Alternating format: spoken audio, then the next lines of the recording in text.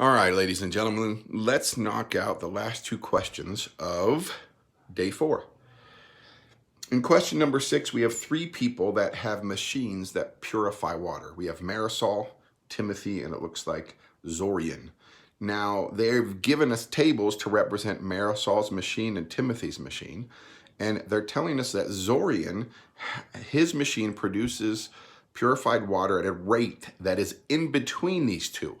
So basically, we have to figure out Marisol's rate, Timothy's rate, and then we will know that Zorian's is in between those two. Well, when we have a table, remember, we're going to do the change in y over the change in x.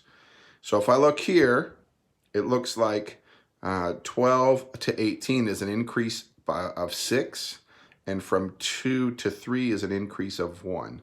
So Marisol has a rate of 6 over 1, or just 6. So remember, m equals 6. Now, if I were to write that as an equation, it would be y equals 6x. Timothy, on the other hand, looks like here we have an increase of 18, and over here we have an increase of 2. So 18 over 2, or m equals 9. So Timothy's equation would be y equals 9x. So now what you have to do is you have to look at all the possible answers and figure out which equation represents Zorian's rate, which has to be somewhere in between 6 and 9. All right, question 7, last one of the day. We are working with another two-way table. And we talked a lot about two-way tables. I think it was question 20 of part 1. So if you're still not sure with two-way tables, it might be good to go back and take a look. And guys, don't forget to be resourceful. You are sitting at home with the internet at your fingertips. Please don't hesitate to search and find extra help. I try to make good videos, but there are lots of professionals out there that make great videos with great explanations. So, well, let's take a look at question 7 here. There's 2 parts. The first one is, what is the missing value in this table?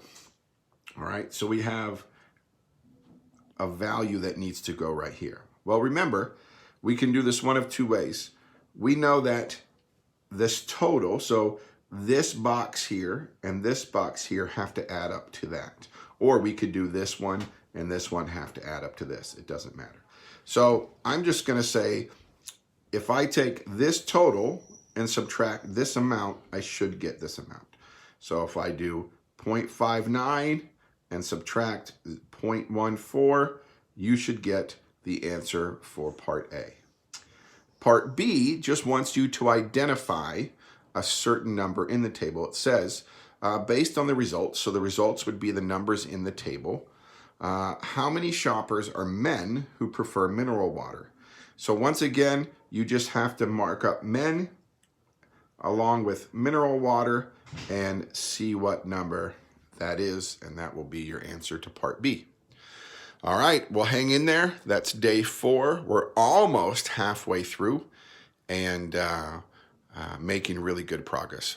Once again, guys, if you have any questions, please leave a comment on Mr. Hatton, Mr. Hatton's YouTube channel, or email me at hattonsj@sesdoh.org. Thank you.